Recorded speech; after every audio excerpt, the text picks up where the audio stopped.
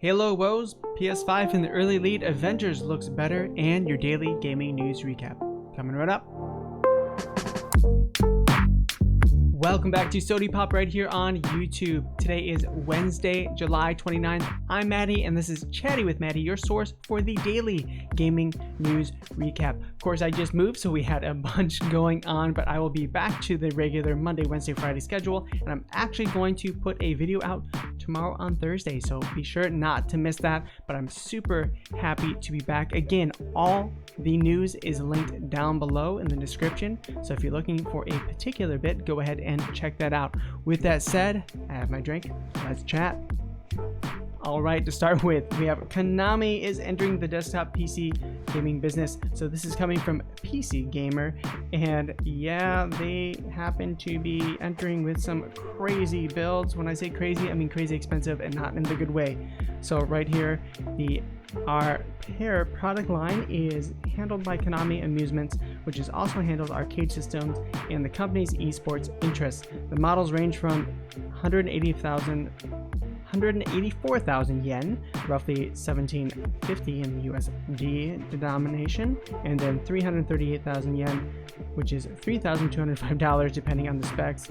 So what are they? The R-Spare C300 is a low-cost model with an i5-9400F processor, GTX 1650, 8 GB of DDR4 2666 memory, and a 512 GB SSD.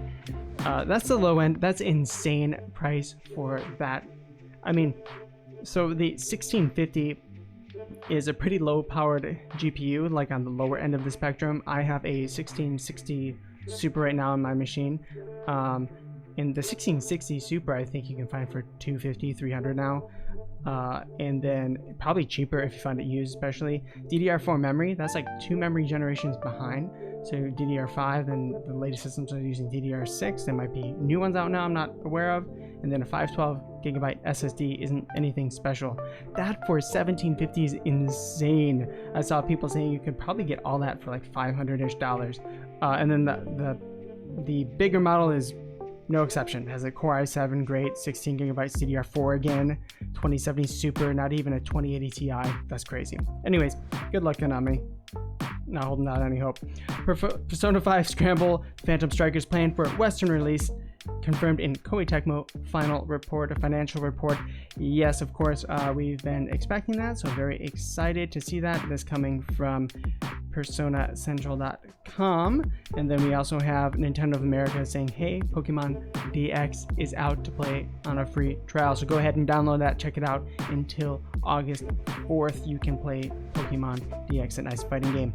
VG247 quotes Gabe Newell here, prefers Xbox Series X over PS5. Well, did he talk about why? Not really, so let's go into the quote here. So he was asked directly on the project which of the two consoles, PS5 or Series X, he considers to be the better one. Newell went with the Xbox without hesitation. Quote, why? Asked the host. Because it's better, replied Newell. I don't have a stake in the race, he clarified. Obviously, we do most of our development on personal computers, but of the two, I would definitely go with an Xbox. So he doesn't really say anything but beyond that. Gabe Newell, maybe he knows a little bit much, but who knows or cares, right? And then we also have Sekiro, Shadows Die Twice, boss battle rush mode, costumes, and Dark Souls-like messages coming in a free update. This is courtesy of Polygon. So a boss rush mode that will let players relive the game's most challenging battles, new costumes for the game's protagonists, and a way to send online messages to help other players, similar to style in Dark Souls and Bloodborne. So Dark Souls and Bloodborne, you can write messages on the actual sidewalk or an area where there might be a hidden item or a hidden boss or a pathway. It's a really cool system, really fun way to interact with others throughout the game as well. And Cuphead is coming to PS4. It actually came yesterday. It's going to be for $19.99 on the PlayStation Store, so go ahead and check that out. Pretty good price. I have not played that yet myself. It's a pretty challenging side scroller from what I've heard. Courtesy of IGN, we see a documentary going over PlayStation's history will be coming out September 7th. Sounds really awesome. the PlayStation documentary featuring interviews from Hideo Kojima, Mark Cerny, Shinji Mikami, and more will have been announced and will debut September 7th. From Bedrooms to Billions, the PlayStation Revolution covers the story of Sony's console's career from the PlayStation launch in 1995 to the current generation. It will be available from the 7th of September to coincide with the 25th anniversary of the original console later in the month. The documentary will see a physical release on DVD and Blu-ray and will be available on demand from iTunes, Amazon, and Vimeo, and more. So very, very cool. I'm very excited to look at that. And then we have Games with Gold is out. Not super exciting, to be honest. Games with Gold, we have Portal Knights, Override, the MX Unleashed, and then Red Faction 2. None of those games are really headliners. You know, you have Call of Duty and some other stuff out on the PlayStation Plus. So it seems like Games with Gold, again, a lot of people have speculated that will be going away because they are kind of going into more of the Game Pass territory. And it come September, will Game Pass just kind of roll everything into one service with xCloud and all that. Yeah, really kind of disappointing as far as the Games with Gold offering. I've heard good things about Red Faction 2. Actually, I played Red Faction 2 back in the day by THQ. It's been quite a while though. And just to remind you that Destruction All-Stars does exist, and I'm super excited about it. Again, Destruction All-Stars was in the PS5 conference. I think it's going to be a third-party game. Like, the driving reminds me so much of Rocket League, and it looks so fun and satisfying. I hope it's a good game, but I'm very excited for that. So go ahead and get hyped for it. We haven't seen anything but this trailer that launched with the PS5, and then Analogue, which releases these old-style video game consoles made anew that play Sega Genesis games, SNES games with hardware support, not software, so they replay it fantastically. Well, the Analogue Pocket that they announced, I believe, at the end of last year, you can now pre-order it coming August 3rd. That's going to be on at 8 a.m. Pacific Standard Time, courtesy of their website here. Now be aware that the Analogue Pocket, they did change the design a little bit. You can go ahead and read in their full article exactly what happened. They have a full synthesizer if you want to make bit-tuned music. I make some music myself just for kind of personal enjoyment, and then I have some mixes released actually. So you can go ahead and check this out. I really, really want this. It won't be launching until 2021. It was supposed to launch late 2020, but I guess some development, they changed it around to 2021. This is something I'm super hyped for. So go ahead and check this out on analog.co. This is the Analogue Pocket. And then if you haven't yet, please, what are you doing? Like, follow, subscribe, comment down below. Let me know what I'm doing right. Of course, I'm in a brand new space. I think it's a little bit echoey in here because it is a smaller closed off room, so I may have to lay down some stuff to eliminate the reverberation, but let me know what you think of the new space. It's a pretty similar, if not the same setup, and then I'll have some bigger things coming on as I get my space fully set up here. But if you haven't yet, go ahead and share this with friends and family and others that may be interested. All right, on to some of the bigger stories. So we're going to start out right here with the Marvel Avengers War Table. This happened today. This continues to look better and better. We have Kamala Khan here, Ms. Marvel. She kind of is rounding up the Avengers after this big event, but it looks more and more fun.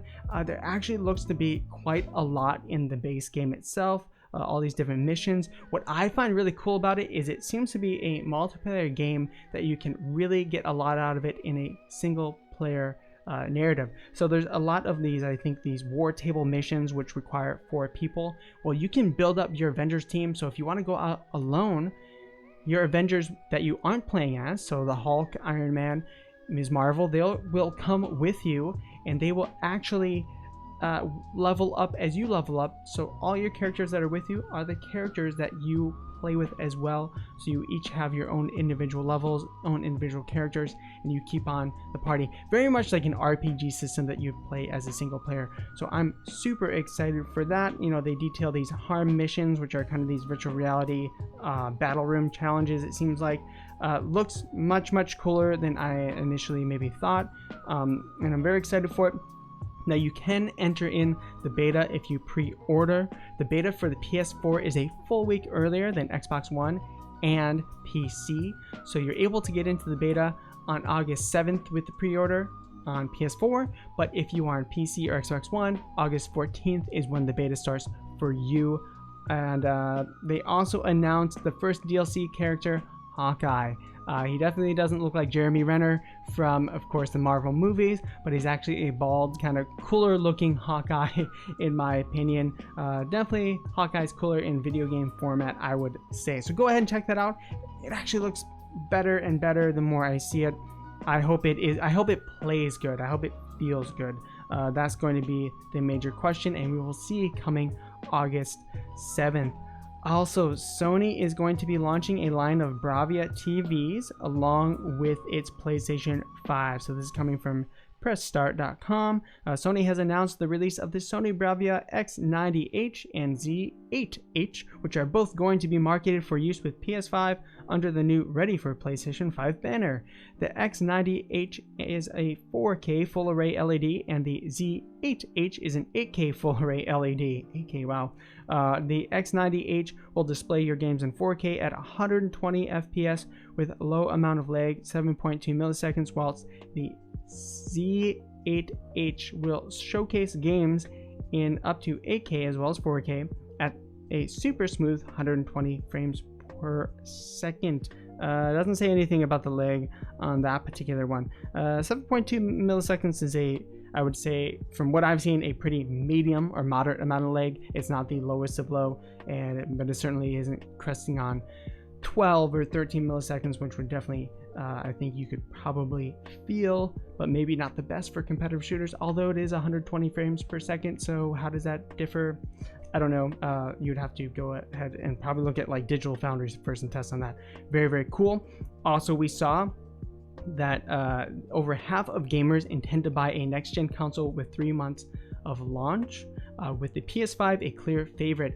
This coincides with kind of just random polls that I've seen all over online. PS5 seems to be leading quite a bit. We'll go more into this. This is coming from MCV Develop. So the 3,000 pop culture fans in the UK undertaken by pop culture agency Experience 12 data was collected between June 25th and July 2nd. Some of the data here: when asked to choose which upcoming console they were most excited about, 84% named the PS5 compared to 15% were most anticipating Xbox Series X.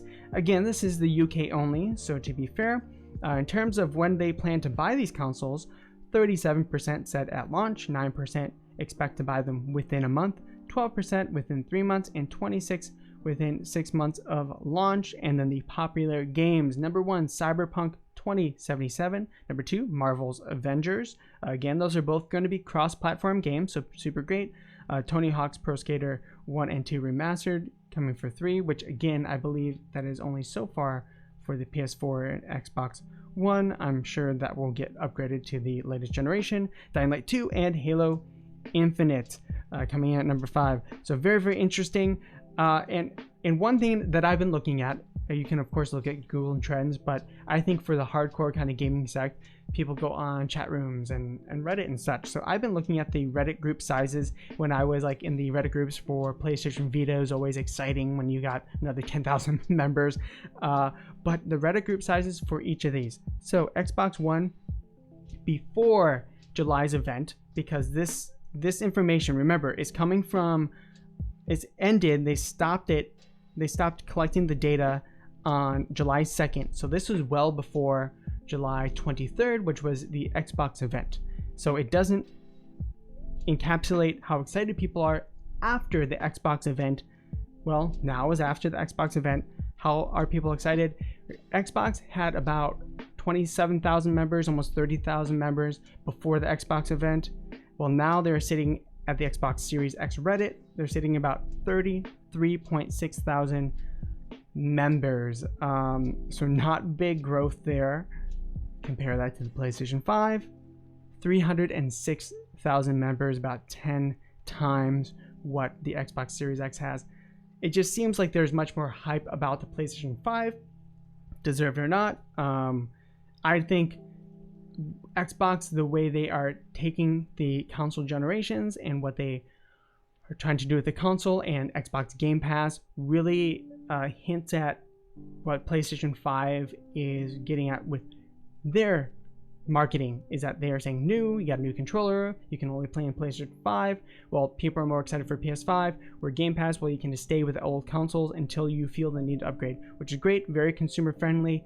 They are more about Game Pass on the Microsoft side, and I think that shows in these groupings. That shows in the amount of people in the Series X and in the PlayStation 5 groups, and might show in sales as well. The video I make tomorrow is going to be talking a lot about that.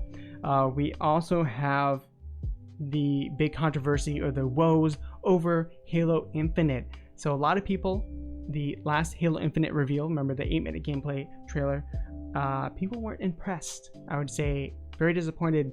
Now, the gameplay looked great, but as you stopped and started to consume some of the visuals, it looked pretty underwhelming. It's supposed to be a showcase for the Series X, which is quote-unquote the most powerful console ever, and it doesn't seem to really unveil the most powerful console ever.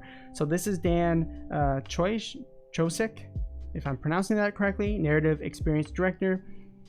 He is saying, I've been in your shoes. I know what it's like to have expectations built plus feel let down.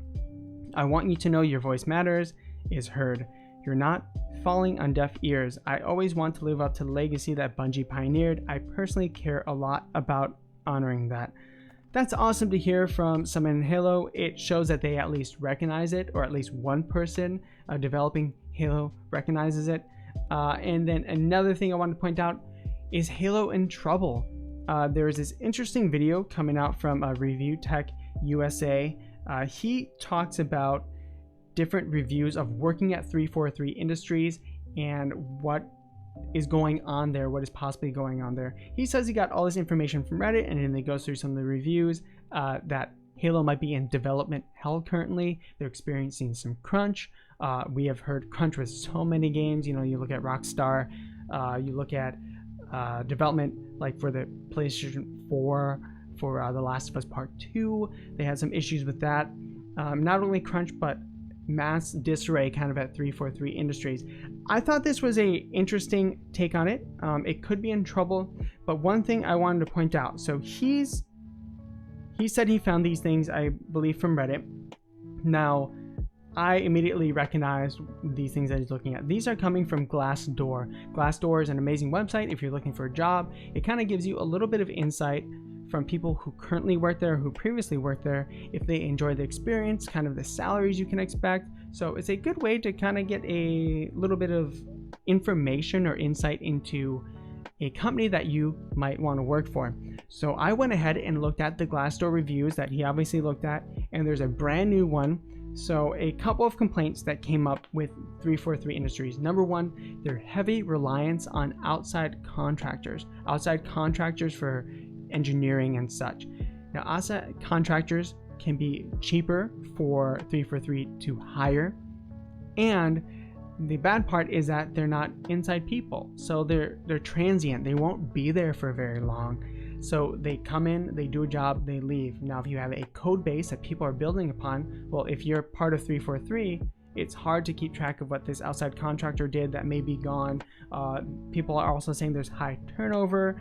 A lot of things. I'm going to focus mainly on this outside contractor because yesterday, the 28th, there's actually an outside contractor who wrote a review on 343 Industries. I thought that was really interesting. We're going to stick with one of the originals that he talked about in this video. So firstly, there is a lack, is talking about 343 Industries. Firstly, there's a lack of continuity, which is a recipe for bloated, hacked together project, as devs have to quickly learn systems that are created or modified by their predecessors, most of whom no longer work at the company, and make hasty changes as they have 18 months or less to get their work done. Second, as others have mentioned, this is nothing more than detrimental to morale and work ethic than a lack of investment, as many devs won't be seeing the project they're working on through to the end. And since so few contractors are converted, it's easy to see how, in combination with the first point, how this might lead to bad habits. Expediency is overfavored at the expense of sustainability. And he's talking about contractors being converted, meaning contractors most likely being hired full-time or more than. So that's one of the initial reviews he went over, and there's a lot more to it. So go ahead and check out his original video. On to what I thought was another interesting part. Again, a Glassdoor review. Terrible contractor policy and poor management. There's a lot of talk about poor management too, but again, you can't expect every review on this Glassdoor site to talk about good management. That's usually why they're writing the review. So keep that in mind. It's usually really, really positive or really, really bad. So cons. Something that would take a few hours in one set of tools to take days for 343. So he's talking about how it's very outdated and difficult to use their tools. A little bit further down, much of the issues can be boiled down to poor management in some teams and the revolving door of the studio. Contractors are only allowed to work at the studio for 18 months. This inevitability leads to a lot of significant problems and leads to crunch and poor results.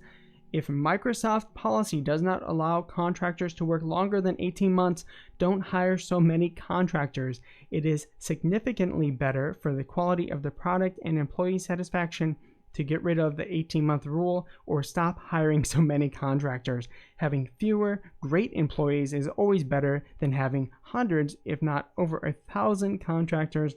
Hiring more in these short-term contractors will not solve the problems of the studio. Keeping good employees will. That's probably in general just for any business. So super interesting. 343. It's hard to tell from these reviews if they are in development hell and having a ton of issues, but it could hint at some major question marks behind 343. Remember, the Halo Master Chief Collection was released on the Xbox One and was broken in so many ways. They couldn't figure out multiplayer forever. It was one of like the crown jewels, or supposed to be the crown jewels of Xbox One, and they just couldn't figure it out. Maybe that could have hinted to some of these management issues or some of these outside contractors being added in. So I hope Halo Infinite launches in a fantastic state. We will see. I'm assuming it's going to launch with pretty similar graphics to what we saw. We're only a few months away from final launch, and then hopefully multiplayer is in there and working. That will be very important. I'm excited to play it, of course, on Xbox Game Pass when it releases. On PC personally, we will see. Very, very excited, and also look forward to August because we have PS5 or PlayStation and Microsoft are supposed to both be having events then. So very, very excited.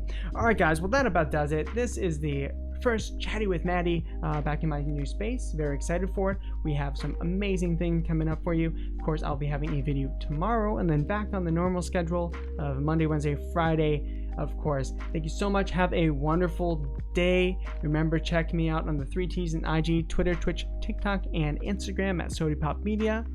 Have a wonderful day. Remember, Be yourself and eat a cookie. Bye.